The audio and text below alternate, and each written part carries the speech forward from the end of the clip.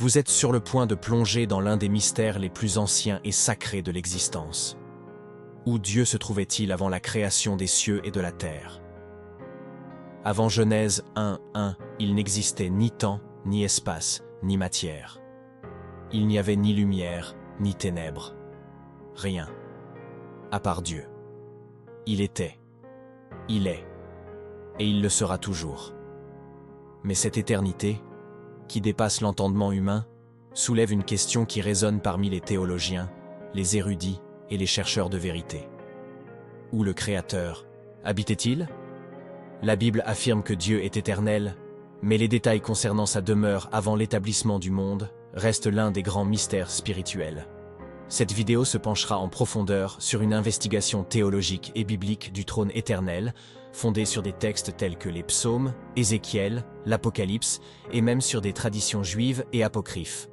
Avant de commencer, abonnez-vous à la chaîne, activez la cloche, laissez un j'aime et commentez ici. Le trône de Dieu est éternel.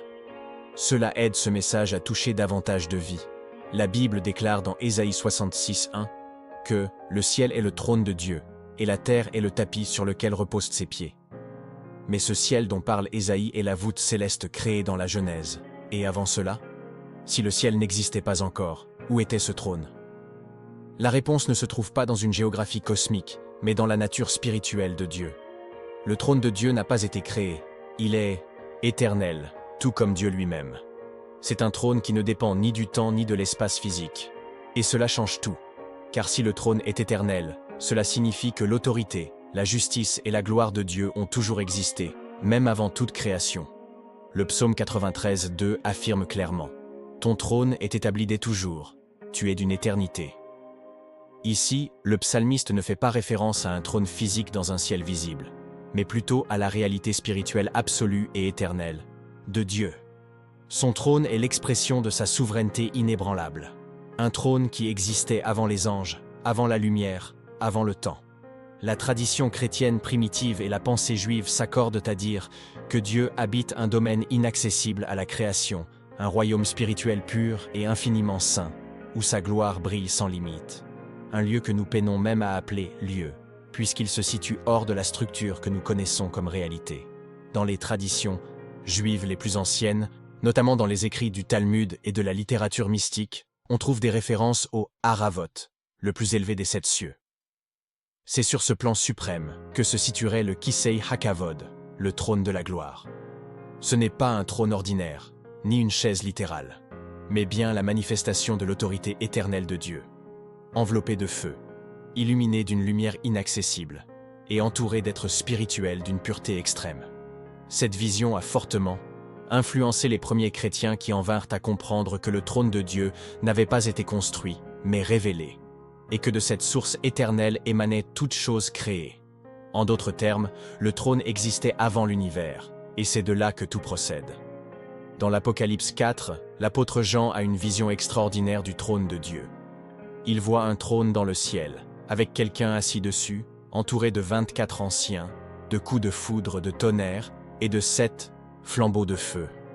Mais le détail le plus impressionnant n'est pas le trône lui-même, c'est le fait qu'il était déjà là, établi. Jean ne témoigne pas de sa création, il ne voit que son existence continue. Cela renforce l'idée que le trône de Dieu est antérieur à toute chose. Ce n'est pas quelque chose qui a été fait, mais révélé. C'est un point fixe dans l'éternité d'où émanent tous les ordres célestes, jugements divins et décisions éternelles. Le trône n'est pas seulement un symbole, il est le centre de la réalité spirituelle. Pourtant, ce trône n'est pas vide. Il est occupé par Dieu lui-même, dont la présence est décrite en termes de lumière, de gloire et de pureté extrême. Dans 1 Timothée 6,16, il est dit que Dieu habite dans une lumière inaccessible, que personne n'a jamais vue ni ne peut voir. Cette lumière n'est pas seulement un éclat, c'est une barrière de sainteté. Elle est l'essence même d'un Dieu qui est au-delà de toute création, et pourtant présent en toutes choses. Le trône de Dieu est enveloppé de gloire parce que de lui jaillit toute vie, toute justice et toute vérité. Et avant la fondation du monde, c'était cette lumière éternelle qui emplissait tout, même lorsque rien n'existait encore. Une autre clé révélatrice se trouve dans les paroles de Jésus dans Jean 17,5, lorsqu'il prie le Père en disant « Père, glorifie-moi auprès de toi avec la gloire que j'avais auprès de toi, avant que le monde fût. » Ici, nous voyons une puissante confirmation. Avant le monde, il y avait déjà la gloire, il y avait déjà une présence divine manifestée. Jésus était avec le Père, auprès du trône éternel, partageant une réalité qui précède la création.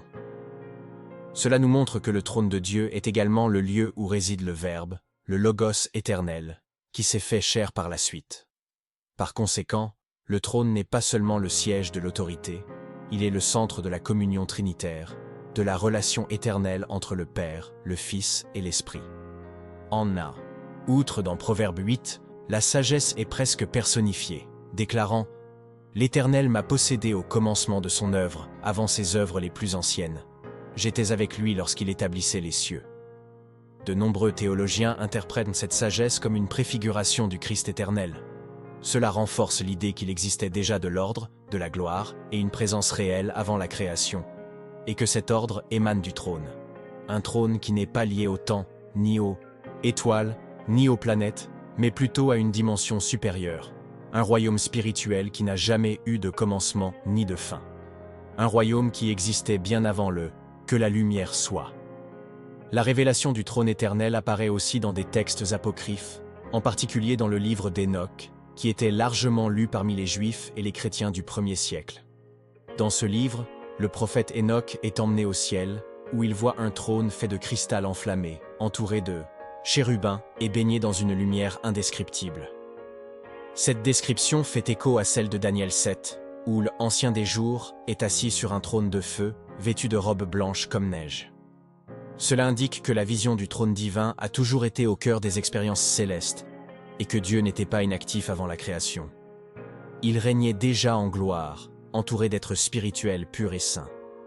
Il est important de se rappeler qu'avant que Dieu ne crée le monde physique, il créa les êtres spirituels, les anges, archanges, séraphins et chérubins. Cela est implicite dans Job 38,7, où il est dit que les étoiles du matin chantaient ensemble, et tous les fils de Dieu poussaient des cris de joie lorsque Dieu posait les fondements de la terre. Ces fils de Dieu sont les anges, et ils existaient déjà lorsque le monde commença. Autrement dit, il existait déjà un environnement céleste habité, avec une structure spirituelle, de l'adoration. Et oui, un trône central, avant la création de l'homme. Ce trône était déjà le centre de l'adoration et de l'ordre cosmique bien avant la Genèse. Dans la théologie chrétienne, ce trône éternel est également intimement lié au concept de prédestination et à la souveraineté absolue de Dieu. Éphésiens 1,4 affirme que nous avons été choisis avant la fondation du monde. Cela signifie que des décisions éternelles ont été prises depuis ce trône, bien avant que la terre n'existe. Le trône de Dieu n'est pas seulement symbolique, c'est le lieu où l'éternité rencontre le dessein. C'est là que des décrets ont été édictés, que l'histoire humaine a été tracée avec une justice, une miséricorde et une sagesse infinie. Un lieu où le temps n'existait pas encore, mais où le plan divin était déjà complet. L'aspect le plus impressionnant, c'est que ce trône n'est pas isolé. Dans l'Apocalypse 22, on voit qu'un fleuve d'eau de vie coule du trône de Dieu et de l'agneau, parcourant toute la Nouvelle Jérusalem. Cela nous montre que le trône n'est pas seulement le centre de l'autorité, il est le centre de la vie, de la restauration et de l'espérance éternelle. Dès avant la création jusqu'à la fin des temps, le trône de Dieu demeure le point d'origine et la destination de toute existence. Savoir cela devrait nous toucher profondément. Nous avons été créés par un Dieu qui nous connaissait déjà avant de façonner le monde, et qui nous invite à nous approcher de son trône avec confiance et révérence. Dans les traditions les plus anciennes de la mystique juive, en particulier dans le Merkava, un ensemble d'enseignements sur les visions célestes, nous trouvons des descriptions saisissantes du trône de Dieu. Selon ces textes, le trône se trouve sur une voûte de saphir, entouré de roues enflammées et d'êtres aux multiples visages et ailes. Cette vision, également reprise dans le livre d'Ézéchiel, suggère un trône vivant, en mouvement, majestueux et redoutable. Il ne s'agit pas d'une chaise statique dans un palais, c'est la manifestation même de la présence divine en action, un centre de gouvernement vivant et spirituel qui existe bien au-dessus de la réalité matérielle que nous connaissons. Cette structure indique également que Dieu a toujours été relationnel, même avant la création de l'homme. L'existence d'êtres spirituels avant l'homme montre qu'il y avait déjà adoration et service dans le ciel, avant même que le temps ne commence.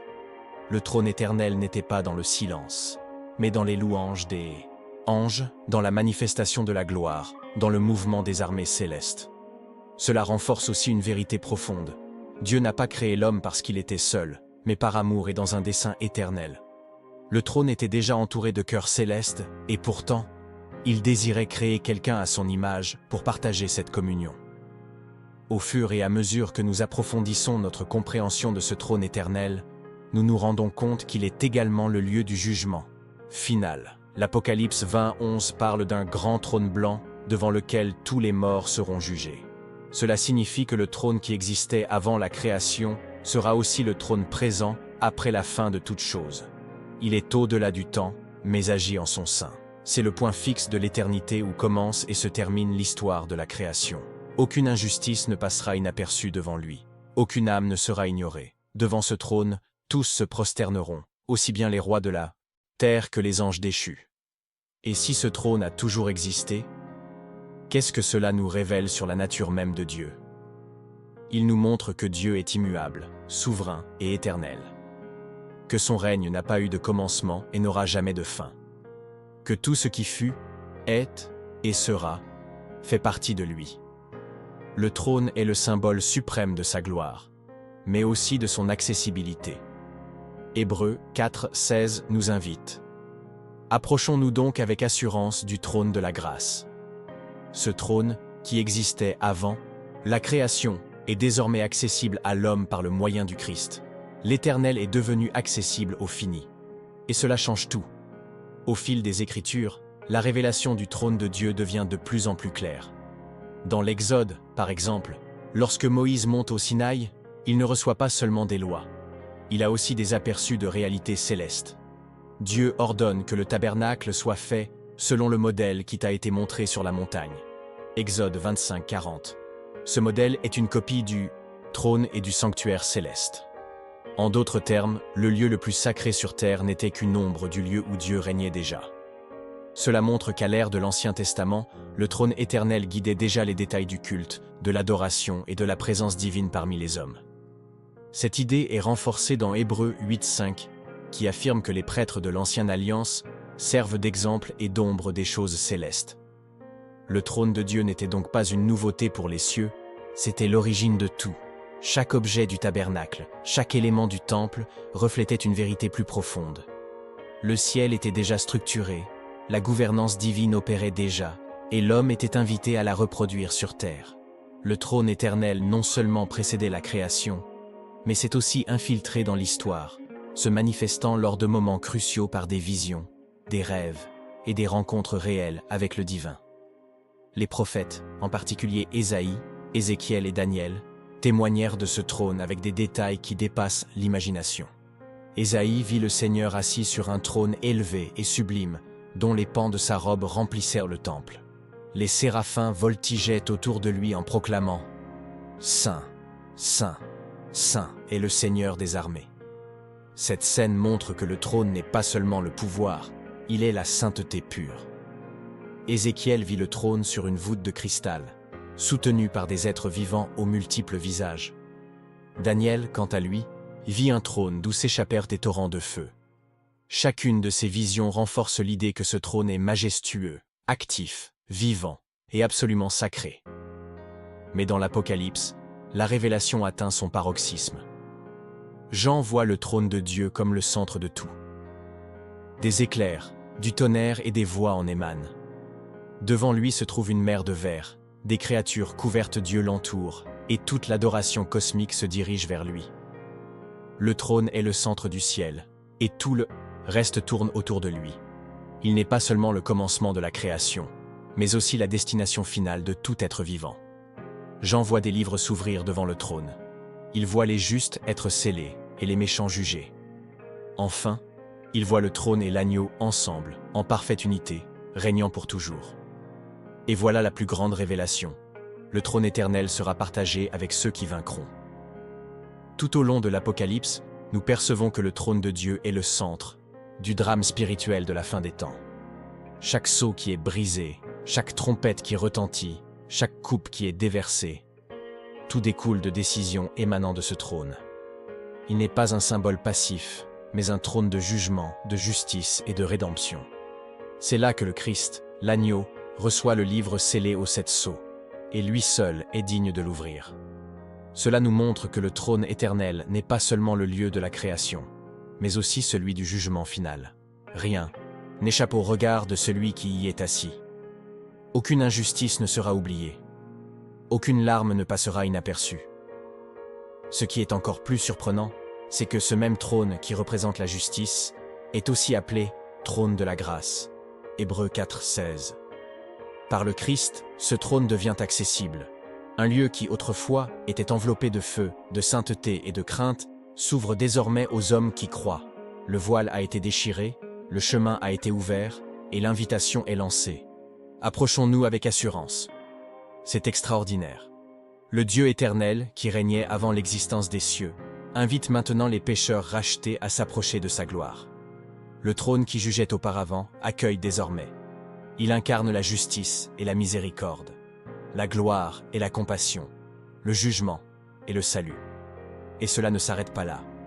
Dans l'Apocalypse 3:21, Jésus déclare « À celui qui vaincra, je donnerai le droit de s'asseoir avec moi sur mon trône, tout comme moi j'ai vaincu et me suis assis avec mon Père sur son trône. » Cela signifie que le trône éternel, qui précédait les cieux et la terre, sera partagé avec les rachetés.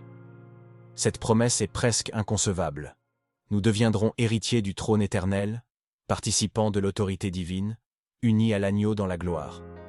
Le trône qui existait avant la Genèse sera également le trône des sauvés après l'Apocalypse. C'est le même trône, immuable, éternel, majestueux, et aujourd'hui, il est rempli d'enfants. C'est là l'essence du dessein divin, nous ramener au centre de la gloire.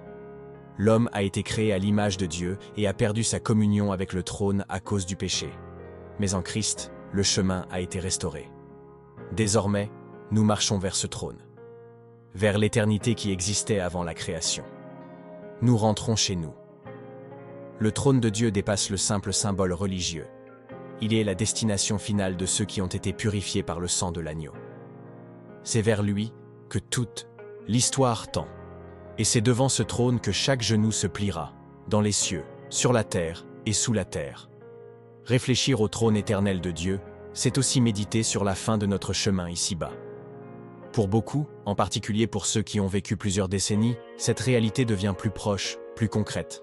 Les douleurs du corps, les pertes, les souvenirs, tout semble nous rappeler que notre temps sur terre est bref. Mais il y a une promesse qui réchauffe l'âme. L'éternité n'est pas la fin, c'est la réunion avec le commencement. Et le commencement de tout se trouve dans le trône. Non pas dans l'Éden, ni sur la terre, mais dans ce lieu glorieux où Dieu a toujours régné. C'est là que nous nous dirigeons. Et lorsque nous fermerons nos yeux dans ce monde, ce que nous verrons sera exactement ce que vit Jean. Un trône et un agneau assis dessus. Cette vision doit nous apporter du réconfort. Le trône éternel est la garantie que notre vie n'est pas hors de contrôle. Car malgré les maladies, les crises, les guerres, les larmes, Dieu continue de régner, comme il a toujours régné. Avant la création, il était déjà roi. Et aujourd'hui, il l'est toujours. Et à la fin de toute chose, quand les cieux et la terre disparaîtront, son trône restera ferme. Cette stabilité est le roc de notre foi. Savoir qu'il existe un gouvernement supérieur, immuable, juste et miséricordieux, donne un sens à la vie, même lorsque celle-ci nous paraît confuse ou douloureuse. Beaucoup d'entre vous, qui regardez aujourd'hui, sont peut-être confrontés à des luttes silencieuses, des douleurs que personne ne voit, des peurs quant à l'avenir, des inquiétudes pour leurs enfants, petits-enfants, pour la santé, pour l'âme. Mais aujourd'hui, ce message arrive comme un baume. Il existe un trône qui n'a jamais été ébranlé, et de ce trône jaillit la grâce suffisante pour chaque jour. Dieu n'est pas lointain, il n'est pas silencieux. Il règne et il voit. Chaque prière, chaque larme, chaque soupir. Et lui, qui règne depuis l'éternité, te connaît par ton nom et a écrit ton histoire de sa propre main. Le plus beau dans tout cela, c'est que, malgré toute cette majesté, il désire l'intimité. Le roi éternel veut être ton Père. Celui qui habite dans une lumière inaccessible t'invite à entrer, à t'approcher, à te reposer en sa présence. Peu importe le passé, les erreurs, les chutes. Le trône éternel, qui sera un jour lieu de jugement pour le monde, demeure aujourd'hui un trône de grâce pour ceux qui se repentent. Et tant qu'il y a la vie, il y a du temps. Du temps pour revenir à lui, pour reconnaître sa grandeur, pour plier les genoux, non par peur, mais par amour et par révérence. Car tout commence et se termine là, devant le trône de Dieu. Lorsque nous méditons sur l'éternité du trône de Dieu, nous réalisons à quel point nous sommes petits, mais aussi combien nous sommes aimés.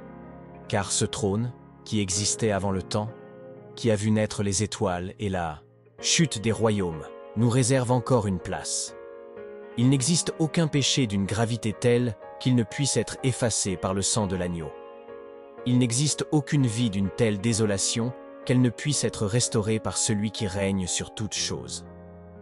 Le même trône devant lequel les anges se voilent le visage est celui qui nous appelle aujourd'hui. Venez à moi, vous tous qui êtes fatigués et chargés. Imaginez ce moment. Le dernier souffle ici, et bientôt après, la lumière. Non, une lumière ordinaire, mais celle qu'a vue Ésaïe. La lumière que Jean ne put décrire par des mots. Le son des trompettes célestes, la gloire qui fait trembler même les séraphins. Et puis, le trône, majestueux, immense, vivant, entouré d'adoration. Et là, au centre de tout, se trouve lui, l'alpha et l'oméga. Ce qui fut, ce qui est, et ce qui doit venir. Le roi éternel. Et lorsque nos yeux s'ouvriront enfin à cette réalité, rien d'autre ne prendra sens, si ce n'est d'être là, devant lui. Vivre à la lumière du trône éternel, c'est vivre avec un dessein. C'est comprendre que nous ne sommes ici que de passage, tout en marchant vers quelque chose d'inébranlable. Les difficultés que nous rencontrons actuellement, aussi grandes qu'elles puissent paraître, sont dérisoires face à la gloire à venir. L'apôtre Paul l'a exprimé clairement. La tribulation légère de ce moment présent produit en nous, par le poids infini de la gloire à venir, une gloire qui surpasse toute comparaison. Cette gloire n'est pas n'importe quelle lumière, c'est la lumière du trône. C'est l'héritage des sauvés. C'est la réunion avec l'origine. C'est revenir à l'endroit d'où tout est parti. Et dans cette réunion, il n'y aura plus de douleur, plus de larmes, plus de mort. Car devant le trône, tout sera restauré. Tout sera nouveau. Pour l'éternité. Là, le temps ne comptera plus. Les souvenirs douloureux auront été effacés. L'injustice aura été jugée. Le mal aura été vaincu. Et l'agneau, celui qui a vaincu, qui s'est assis à la droite du Père, régnera pour toujours avec les siens. Il n'y aura aucun doute, il n'y aura aucune peur, seulement la gloire, seulement la lumière, seulement Dieu. Et tout, absolument tout, recommencera devant le trône. Face à tout cela, il ne nous reste qu'une réponse possible, la révérence. Le trône de Dieu est éternel, saint et glorieux. Mais il est aussi accessible par le Christ. La vie peut sembler injuste, dure et même confuse, mais le trône reste immuable. Il ne change pas, il ne faillit pas, il ne vacille pas. Celui qui régnait avant le commencement du temps continue de régner sur votre histoire. Et la question qui demeure est la suivante. Marchez-vous vers ce trône, ou vous en éloignez-vous? Aujourd'hui, vous avez la chance de vous rapprocher, de reconnaître qu'il existe un Dieu éternel, qui vous connaissait même avant la fondation du monde, et qui vous appelle par votre nom. Il n'est pas un tyran lointain, il est un Père, il est un roi, et il vous attend. Ne laissez pas l'orgueil, la peur ou le passé vous empêcher de vivre le dessein pour lequel vous avez été créé. Car votre destinée n'est pas le chaos de ce monde, mais le trône du Dieu vivant. Et si vous sentez que ce message a parlé à votre cœur, n'ignorez pas cette voix intérieure, cette urgence, cet appel. Aujourd'hui, il est temps de revenir, de se livrer, de reconnaître que l'éternité est réelle et que le trône est prêt à recevoir ceux qui vaincront. Il n'existe aucune réalisation dans ce monde qui puisse se comparer à la gloire d'être devant le trône en entendant ces mots. Bienvenue, serviteur bon et fidèle. Phrase du jour. Avant les cieux, avant la terre, il existait un trône, et c'est devant lui que notre âme trouvera le repos éternel. Si ce message a touché votre cœur, abonnez-vous à la chaîne, activez la cloche, laissez un j'aime et commentez ci-dessous « Le trône de Dieu est mon destin ». Cela nous aide à répandre cette vérité à encore plus de personnes. Et rappelez-vous, ce n'est que le commencement. Rendez-vous dans la prochaine vidéo.